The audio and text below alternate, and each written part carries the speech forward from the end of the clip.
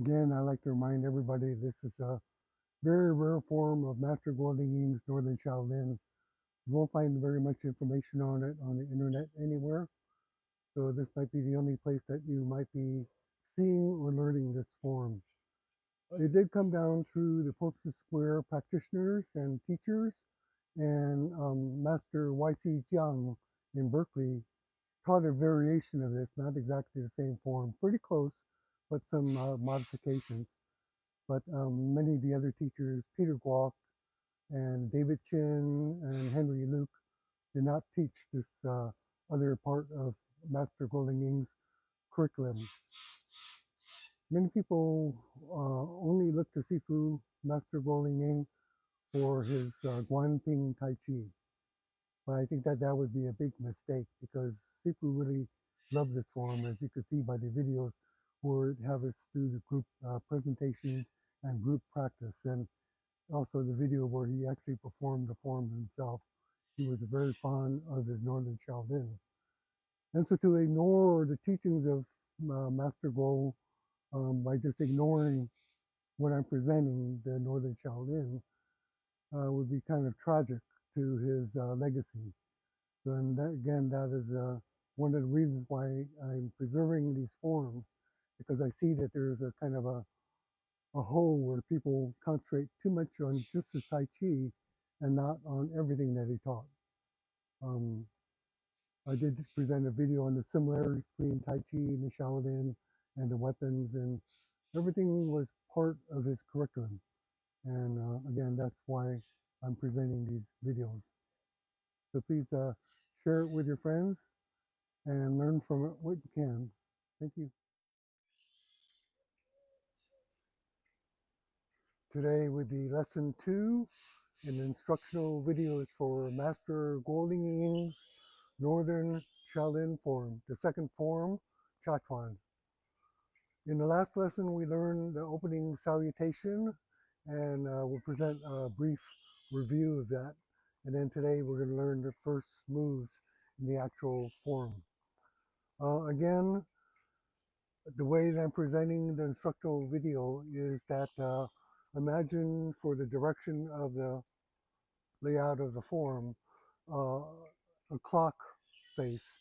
And so 12 o'clock and 6 o'clock behind me, and then 9 o'clock to the left and 3 o'clock to the right. And of course, as a viewer, you're actually seeing the clock face upside down. So keep that in mind.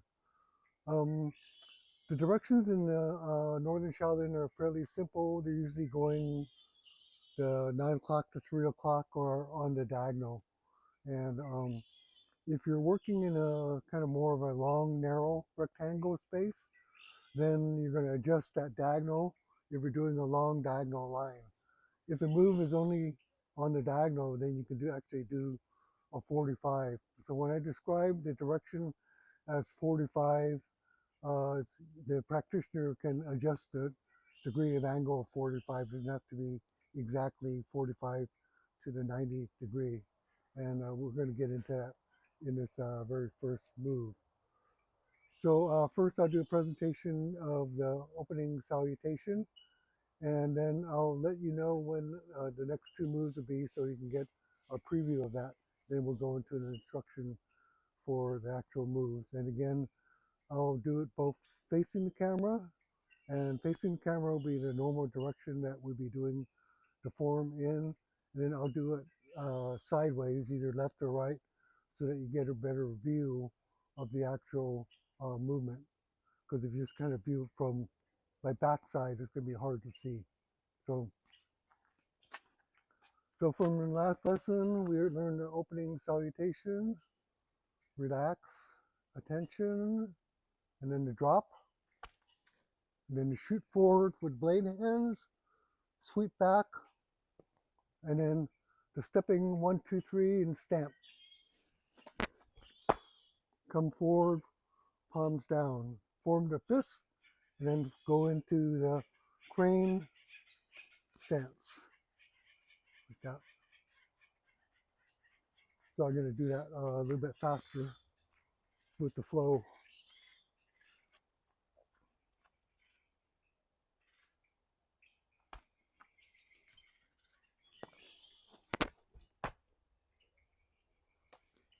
From here, I'm going to turn back on a 45-degree line and do a blade hand strike. Then from here, I'm going to do a right straight leg kick and then sit into the cat with the right punch.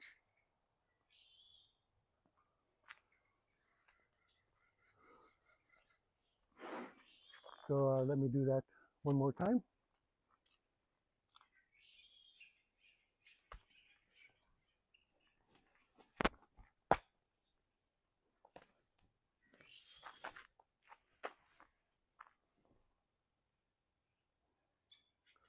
So that would be a vertical fist. In Northern Shaolin, Master Kuo, we have both vertical fists and horizontal fists as well, and blade hand strike. So again, I'm going to do that coming back this way so we can see better the view, and then we'll get into the details of the actual move.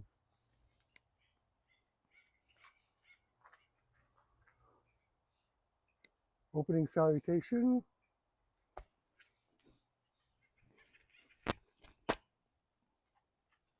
And going back on the 45.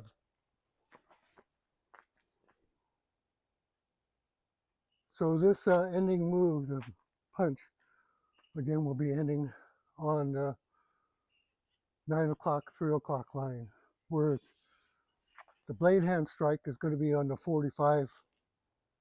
Then you do kick on the 45 straight, and then step out into facing 90 degrees, 9 o'clock.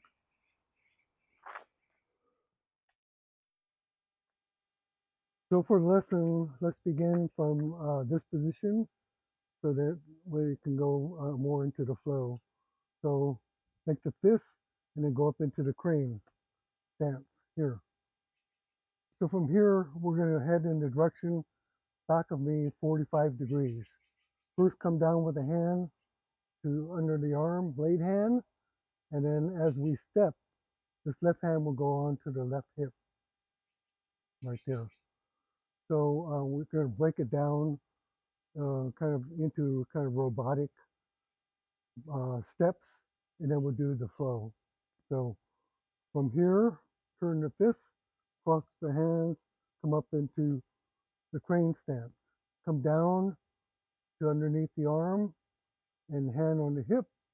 Turn back on the 45 into the bow and arrow stance, and then strike forward with a hand. Again, just by doing the step by step, you can remember the sequence and the order and the positions of our body. So again, from here,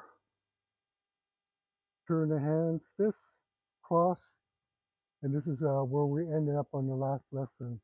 Come down underneath the arm, palm is flat, and then hand on the hip, turn on the 45 into the bow and arrow stance, and strike. We'll do a little bit faster this time.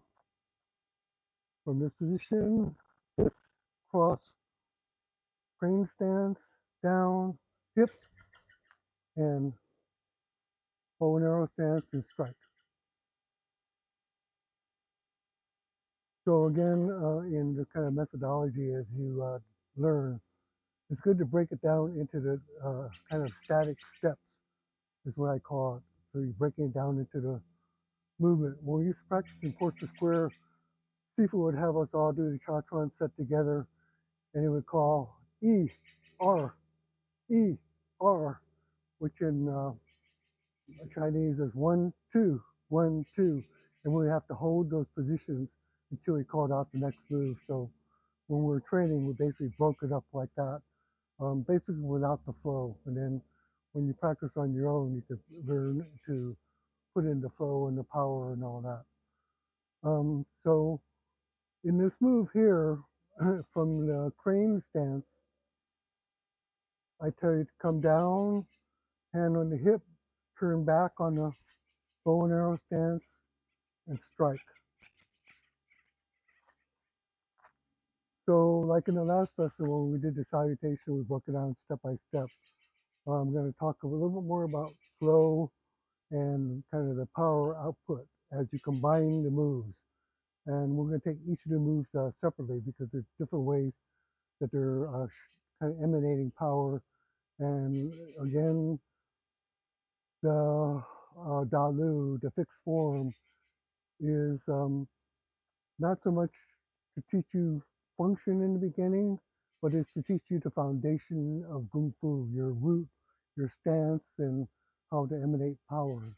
And so as you work through this form and you kind of learn the flow technique I'm showing you, that's going to help you kind of understand how to kind of like gain the power through the movement. If you're just doing it like static, like we're learning it from here, here, here, turn, strike, you're learning the basic movements, but you're not learning how to learn the power again. If you had learned the Tan Tui, this is very closely related to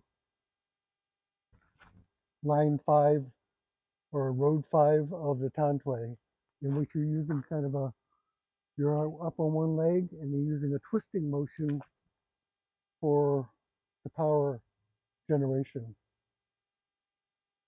So again, we want to go from this stance here into the power generation into that bow stance.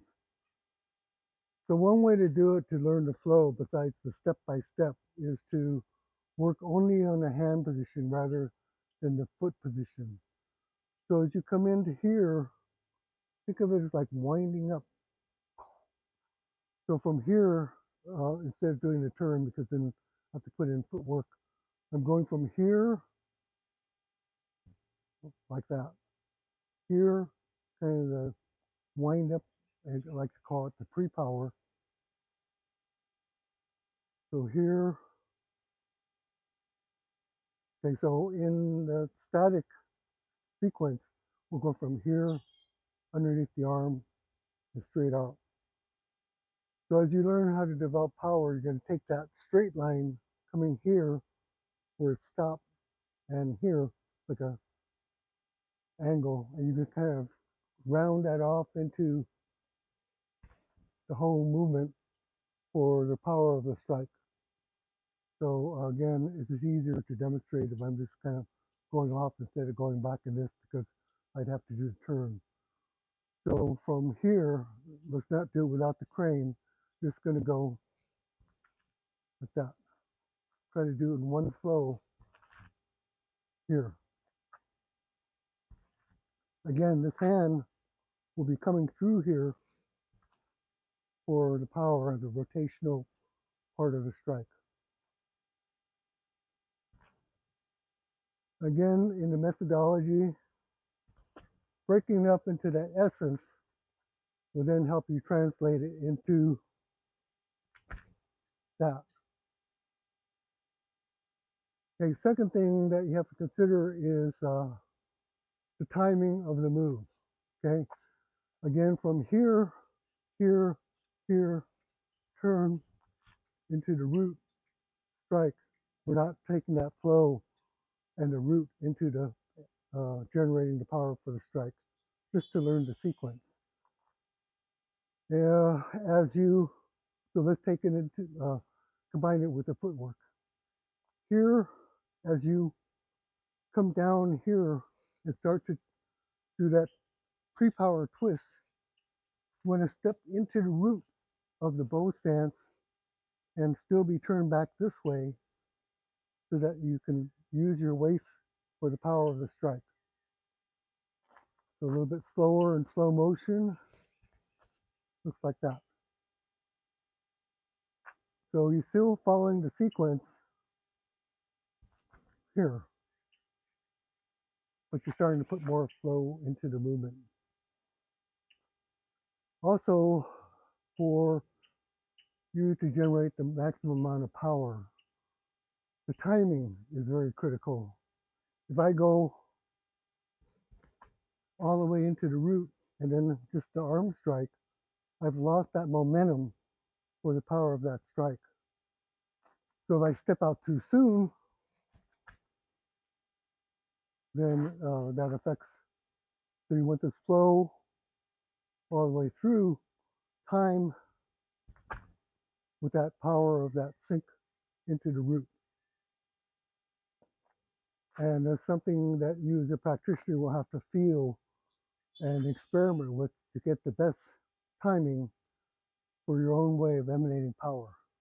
I'm just kind of giving you these hints going from the sequence and the position training to learning how to have flow and power.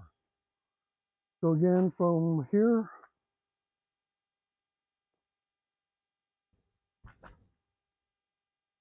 only you can determine how much timing and flow you need to generate the maximum amount of power. Also, the style of Shaolin, Northern Shaolin, the Chuan, power is based on relaxation, flow, and root, not kind of muscle power. So it's not like a real, you're not trying to like really muscle that power. It's all from the timing and the root here. You notice that that right foot tends to kind of have that little plant as I finish the strike. Again, this is something that you just kind of develop on your own over a period of time. So let's go on to the second move that we're going to learn today. And again, each of the movements teaches a little bit different in, again, that generation of power from not only just learning the sequential order of the movements and the actual body positions, but I'm bringing in this whole idea of the timing and the flow so you can see how it should actually emanate. So again, from here, we do the first move that we just learned.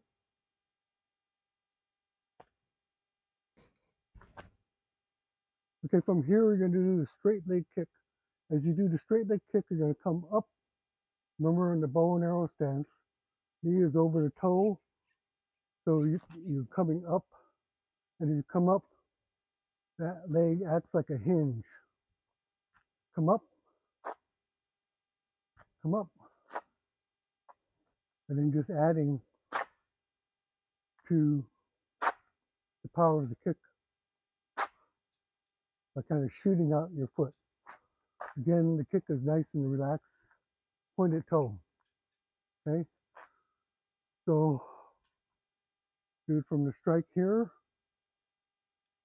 and then you're going to punch at the same time that you do the kick.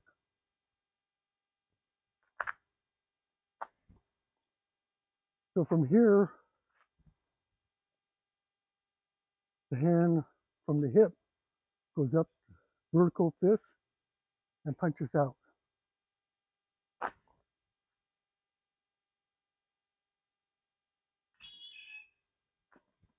Like that.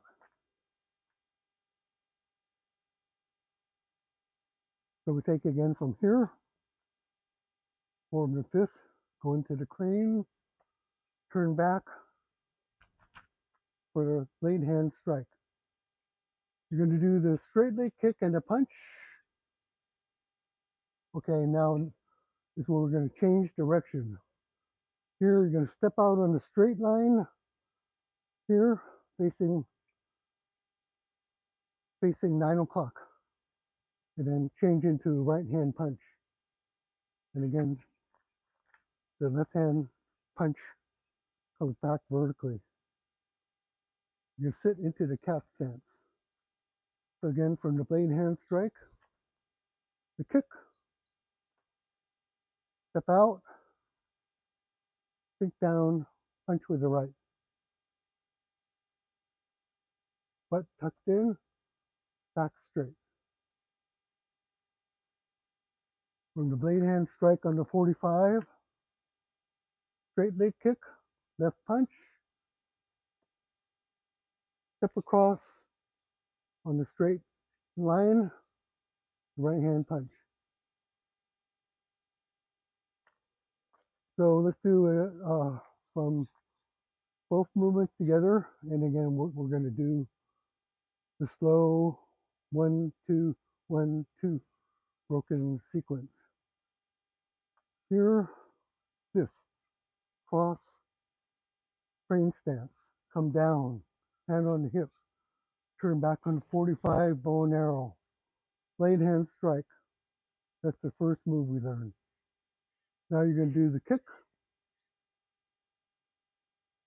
step across, and strike as you sit down on the left toe forward, cat stance. Okay, one more time. Turn the fist, cross, crane, come down, hip, turn back, bow and arrow stance, blade hand strike. Move 1. Kick, punch, step across, left foot comes forward, right hand punch.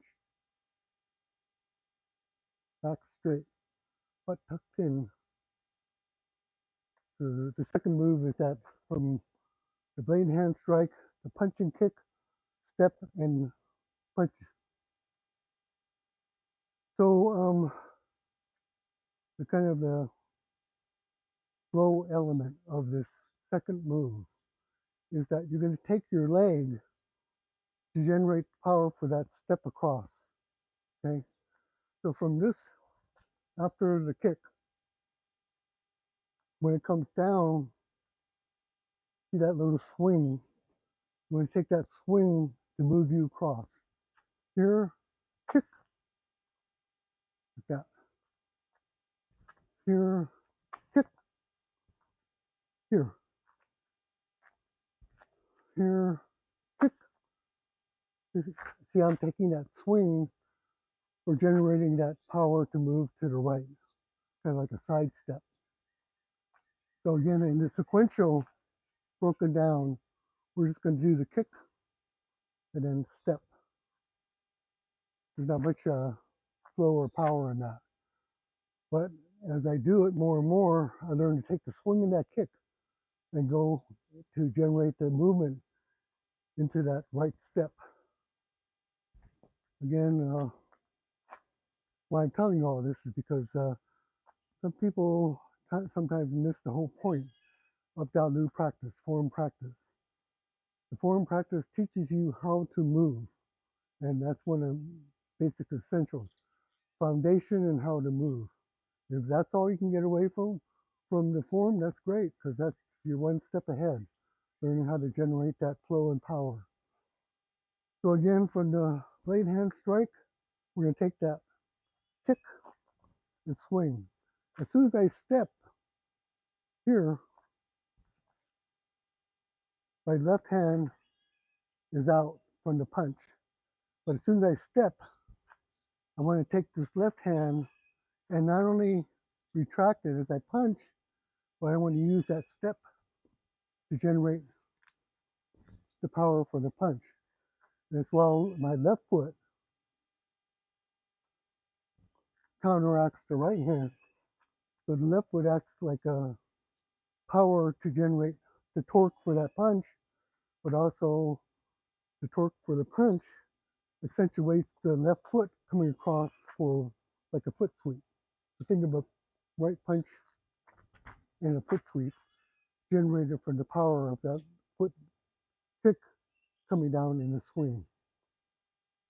Hope that all makes sense, but that's the best way I can describe it. So from here, the blade hand strike, the punch and kick. And again, the timing is the critical factor on how to, once you take that step and feel the sink and the punch and the step across. If you had followed the lessons for the staff video, when we did the staff, the same power that I used to whip that staff was that foot coming across as I'm rotating my waist.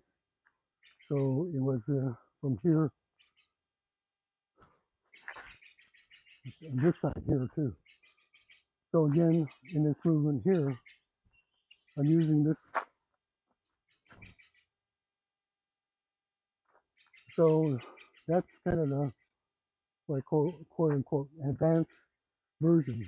But again, going back to the simple sequential order uh, version, we're just kind of learning step by step so you can get the basic direction, body position, hand movement down. It's going to look like this. Turn the fist, cross, come up into the crane, come down with the hand underneath the arm, hand on the hip, turn back, 45, blade hand strike. Move one. Kick and punch. Left hand comes up underneath the arm, and then kick and punch. Step across, sit down in cat, and punch. So you're just starting out from the beginning.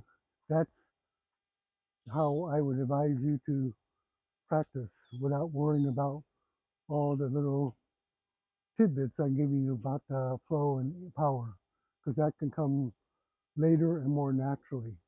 So if you just concentrate on the step-by-step movement, that kind of gets you into your body to remember where you should be at any given moment. Um, if you start to develop that flow too soon, then you're not going to be in the right place at the right time. So breaking it up again from here,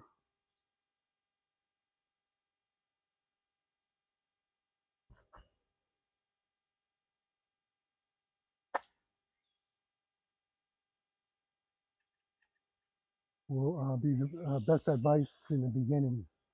And then once you do that 1,000 times, then start to work on learning the flow.